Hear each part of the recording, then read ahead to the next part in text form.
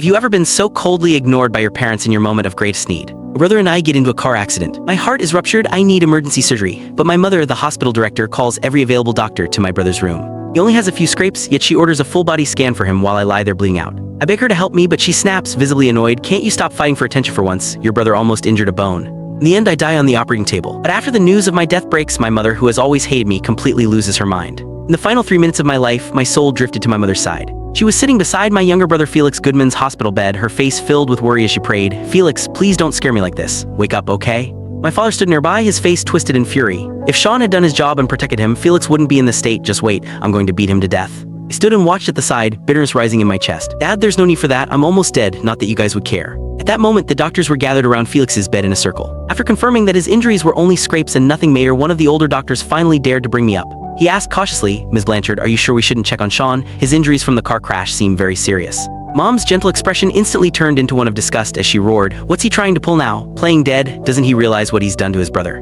I stared at her stunned. Though my heart had already stopped, it still somehow throbbed with pain. I was their son too. Did they really not care about me at all? Suddenly, Mom picked up her phone and dialed my number. Nurse brought the phone to my ear, and instead of hearing the concern I had hoped for, all I heard was contempt. "Sean Goodman, when are you going to crawl out of bed and apologize to your brother?" My heart instantly turned cold as whatever hope I had left withered away. Of course, she never cared about me. Come to think of it, when I was first brought into the hospital, I had begged Mom to save me. But all she said was, "Do you have to fight for attention even at a time like this? Don't you realize that your brother nearly broke a bone?"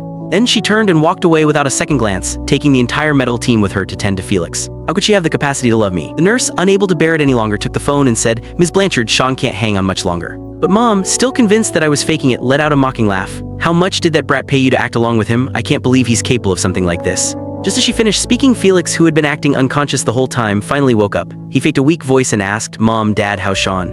As Mom looked at the obedient, considerate Felix lying on the bed, her expression twisted into even deeper contempt. "Sean, why can't you be more like your brother? He's hurt because of you, and yet he's still worried about you. If you don't get here in the next 3 minutes to apologize, don't bother ever showing your face to me again." She then hung up, her chest heaving with anger. Dad, standing beside her, looked clearly displeased. Why bother calling him? Isn't it enough that he nearly got Felix killed? Felix lowered his head, trying to hide the smug look in his eyes. He put on a guilty expression before looking up at them. "Mom, Dad, don't be mad at him. Sean has just never forgiven me for getting the overseas scholarship instead of him. I understand why he hates me." Couldn't help but laugh. Even in my death, Felix was still trying to sow discord between me and my parents. However, my parents would never see through him. In their eyes, he would always be the better son. And they would never think about the true reason to the car accident. Just as expected, Mom's face immediately turned cold. What's the point of sending someone that's selfish to study abroad? Who knows how twisted he'd become after being abroad?